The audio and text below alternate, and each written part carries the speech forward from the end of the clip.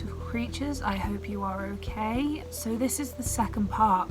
I sound horrendous and I'm aware that I look like a panda. I've actually just come back from, gosh, what night is this? It's the 27th. So we've only got 1, 2, 3. We've only got 5 days left of the run. We've literally only got 5 days left of the run. This is not how I imagined that this would happen. Also, you probably noticed that the setup is different. I'm actually recording on my phone now, so hopefully it sounds a lot better to you. Hopefully the quality's a lot better. I was speaking to my dad and he said a lot of the best recording you can do is on your phone, and so far it looks pretty darn cool to me. I prefer this a lot more to what the previous video looked like. I'm also aware that the previous video, it was kind of all over the place and I had so many plans in place as well, and I've kind of realised that this whole process is just to take it day by day and it's trial and error. So this is what's happening. What is new? I'm on the honey and lemon at the moment. Have you seen my cup? Look how cute that is. It's got Ed Gein, it's got Jeffrey Dahmer, it's got Ted Bundy there. He's chilling, you can't really see that. And then John Wayne Casey. In case you didn't notice, I'm massively into my serial killers. More on that later. But yes, I'm on the honey and lemon at the moment. As you can tell, my voice is really suffering at the moment. What's been going on? What's happened? Well, as I said, today is I think it's day 11, if not day 12, so around that kind of time. It's nearly over, and I really wanted to do more sort of clips from throughout the run. However, what I was noticing was, one, that every day kind of seemed the same. So this was before the half term has started. So everything was quiet and nothing major was happening. It was quite chill. So I thought, rather than just bombarding you guys with the same kind of thing every single day, maybe wait for a little bit for something key to kind of happen and then make a video about it then. As soon as the half term started, everything kind of happened at once. Obviously the kids are off. We've been so much busier. I've got makeup up my nose. Oh. Actor problems, scare actor problems, am I right? Yeah, so everything kind of happened at once. We got really busy almost straight away as soon as the half term started, and it's been hectic. It's been really hectic. Oh my god, that is really warm. It's been a case of getting up, going to work, and coming home, maybe having something small to nibble, and then going to bed, just because the days are so full on. Fortunately, I've been put onto a less word heavy and physically demanding role for the past 3 days, so it's kind of helped me to get the energy up to do this, whereas before I was on a very fast-paced role, so by the time I'd finished I'd be really tired, I wouldn't really be thinking straight, and I didn't really want to do videos where I wasn't thinking straight and I couldn't really talk to you.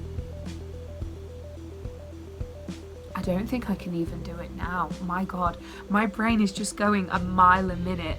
I've got nothing left in the tank. I've really got nothing left. So, how's everything been going? Well, everything's been going, yeah, really good, and I have been horrendously surprised at how well I've coped. So this time last year, if you recall from the part 1 of this mini-series, 3 days before the run had finished, I got really bad. My voice was really bad, my body was aching, I was really, really tired and I was so run down. I'd be living off Lemsip, like all my drinks would be Lemsip, and that was really bad.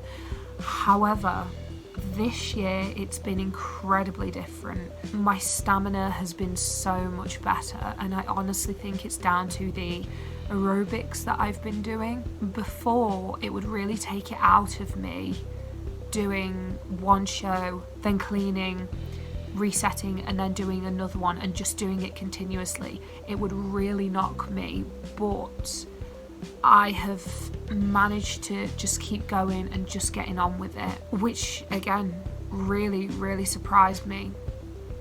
And I think that it's a lot to do with mental health as well. So I really wanted to concentrate on the aspect of mental health in this video.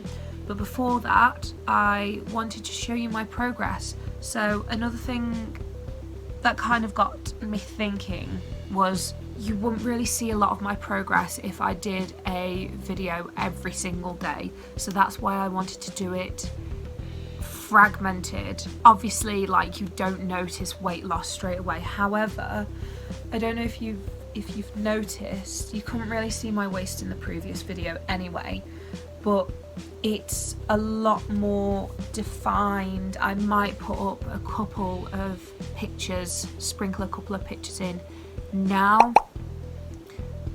So yeah, if you notice, like, my waistline has really, really gone down. I actually measured myself just before I started filming this. Haha, my hands farted. See if I can do it again. Gareth's so much better at this than me. No, I can't do it. Anyway, I measured myself before recording this, and my waist has actually gone down to nearly 29 inches. And when I first started this whole thing, I was at 34. I was at 34 inches before I started this whole thing. So in the first video at the start, I was 34, and now I'm 30, slightly going on to 29. It also depends heavily on when I measure myself. So I noticed that my waist is a lot smaller in the morning compared to the evening. That's obviously because I've been drinking water throughout the day. I've been eating food as well. So maybe take that into consideration if you are looking at your weight loss progress and you notice that your weight is fluctuating throughout the day. So yeah, the best time to check your weight, I would definitely say, is the morning. I've noticed that I'm getting a lot more facial definition. I've been taking a few pictures of my face that I mainly might post up on Instagram. I might post it up on Facebook. I'm not too sure yet. I don't think I'm going to put them in the video, but I'm definitely getting a lot more facial definition. My arms, I haven't really been doing a lot of weights recently, but you can still see that there's a slight muscle definition there. My bingo wings are slowly going. So my costume sizes now, when I first started this, I tell a lie, when I first started my whole weight loss journey in general, I was a double XL in the top, or an XL. I think I was an XL in the top, and I was a double XL in the bottoms. Now, I'm still an XL in the bottoms just because the way they're made. So they're really like baggy around the leg part. However, the waist part is still quite small, particularly around the hips as well. So my hips are still quite cushy. But also because I've been doing a lot of squatting as well. My butt is definitely getting more defined and getting bigger, but also losing that fat at the same time. So it's the muscle replacing the fat. That's another reason why I don't weigh myself, because in my head I know that I am building muscle mass. However, if I see on the scales that I have put on more weight, I will just freak out and shut down, and it would it wouldn't be good for me and I would probably stop. So that's why I don't do it. And I'm still building up that muscle mass, so you know, it's you're damned if you do and you're damned if you don't. I might do a video about tracking your weight loss progress without using scales, because I know that some people, it really disheartens them when they hop on the scales and they see that they haven't actually lost any weight. When they have, they've just put on muscle mass. So I don't know, we'll see. So that's all the progress out of the way. A lot of my costumes have changed. I am in smaller costumes now. My top is now a medium, my bottoms are an XL. All my outer layers are larges now if I've got any accessories. So one of the belts I use is now a medium, which I'm dead proud of. I never thought that I would get into a lot of the costume we have, and the fact that I've done it is mind-blowing. It's great, it's really great. So all of that aside, now we are going to move on to the mental health side of it. Yes, that's right. I mentioned in the previous video that mental health is such a big part of scare acting and scare performing, and it really is. We've got such a tight-knit group of performers this year. Our show captain is fabulous, our attractions manager is fabulous. They always check in with our mental health to make sure if we're okay. If there's any issues, they've said as soon as it happens, let them know, don't let it fester, and that's such an important thing. So a lot of scare actors will know that particular guests will come through, and sometimes they might not be great. You know, no matter what you do, no matter how much, sorry, I'm going to get my honey and lemon again, and the serial killer mug is back. No matter how much effort you put into your scares, no matter how much effort you put into your performing, it's not going to be enough for them. They're not going to be scared. It's really disheartening because you think, hang on a minute, I'm putting all of this effort in and you're not either appreciating it or being scared by it. The problem is, we live in a world now where people are so desensitized by everything. We get a lot of people that go into zombie attractions and they've watched The Walking Dead and they literally feel like they are a character from The Walking Dead, and they don't take it seriously or they're not scared by it. It's nothing to do with what you're doing, it's because they have been desensitized by that media, their interests, things that are just being bombarded at people all the time. It's nothing to do with what you're doing. However, when you first start doing this kind of stuff, you do kind of take it to heart and you wonder if what you're doing is right, if it's the right thing, if you're good enough, if you're scary enough. You've got all these thoughts circulating around in your head. So I always say to people, that group, they've been and they've gone. Don't let it ruin the rest of your day. It's so important to shake off those negative vibes. It's so important. I've actually started meditating. I meditate quite a lot in between groups anyway at work, and it's really helped. So if I could suggest anything, maybe at the end of your shift, wherever you are, whatever you're doing, when you go home or when you get back to your hotel, if you're at an event that's quite far away from where you live, take some time for yourself. Maybe turn all your social media off, turn all your technology off. Please just have some time in the quiet for yourself. Maybe do a couple of breathing exercises. Try meditating videos as well. They are amazing. I tried one a couple of months ago and it was about releasing all your chakra points. Chakra, however you say it. I'm not massively into like chakra points yet. I would like to get into them, I would, but yeah, I'm not massively into it. But it got to a point where it was something to do with your emotions and unleashing that potential and awakening it. And I opened my eyes and I realised I'd been crying. I don't know where it came from. I don't know what witchcraft this was, but it happened. And it made me feel so much better. So please, please, please, please, please find coping mechanisms, particularly if you suffer with your mental health anyway, because you don't want to be that individual that brings the baggage in and infects everybody else with that baggage. It's great to talk to your co-scare actors if you're having a bad day to make yourself feel better. It's okay to support each other. Talking is one of the best things you can do. Talk to your show captain, talk to your attractions manager, whoever's in charge. Please do that. But you've also got to take responsibility for your own mental well-being, because unfortunately you will be part of a full cast. You're going to be a part of a full team of people, and it's very important for you to take charge of your own mental health. So I've thought of a few very good.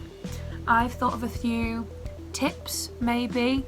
I'm going to be dead quick with this because I'm realising that I'm just blabbering on now. So my first tip, colouring. Colouring is the best. I will give you an example of what I use to colour. It's very obvious, my serial killer colouring book, yes. And it is so cute. It's the cutest thing. It's like an A, B, C, D, E of serial killers. Let me see if I can find the Ted Bundy one. The Ted Bundy one is hilarious. Okay, no, but we've got like people like Myra Hindley. She looks very scary on that.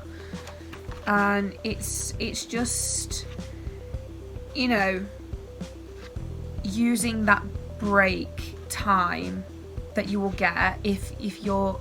Oh, I found Eileen Wuornos. That's terrifying, is it not? Yeah, so the best time to do this kind of thing is if you are on a long stint and you do have breaks, maybe take some colouring pencils in with you and just colour, because you're thinking about something so different to what you're dealing with whilst you're scare acting, that it does help you to calm your mind down, which is so important.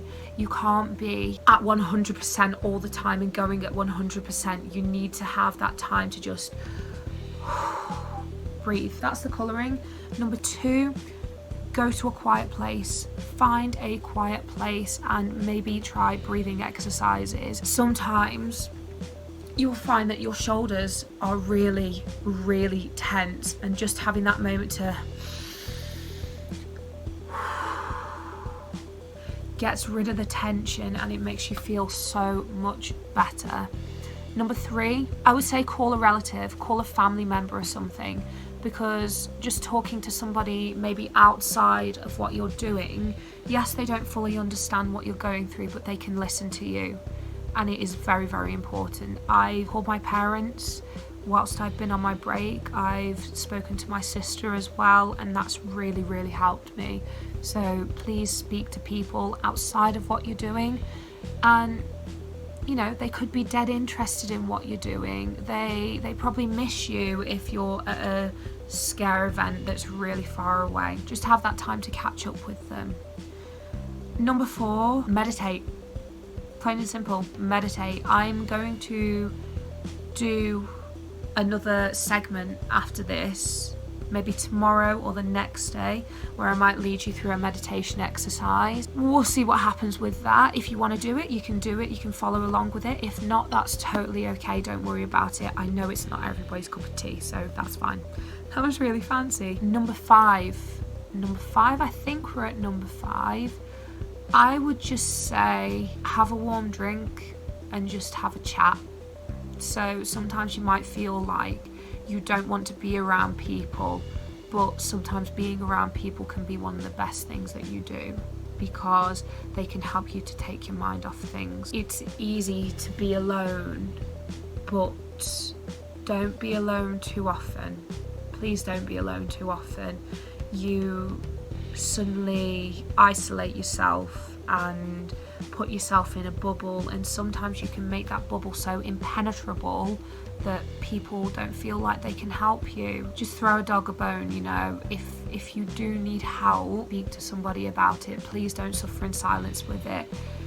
A lot of people I know that are scare actors do suffer from their mental health greatly. I suffer from my mental health greatly, but I have been fortunate in the fact that I have found those coping mechanisms, and I know when enough is enough, and I've managed to make my mind a more healthy place to be. Okay, so I will go more in depth with all of those different coping mechanisms. If I think of any more, I will definitely do it in the next segment of this video, but right now I hope this has helped. I will definitely see you guys tomorrow. I'm also aware that I still look like a really sad panda. I feel like when I first started scare acting and I didn't really know how to do my makeup, so you just do a white base and then just put these massive like black eyes on. Everybody's been there. It happens. If you look back further enough in scare actors' timelines, you will see this. You will, 100%. But yeah, I'm happy that I've done this today, and I'm glad that I've done this today and that I've spoken to you guys. So I will see you guys tomorrow. Wish me luck. See you later, guys.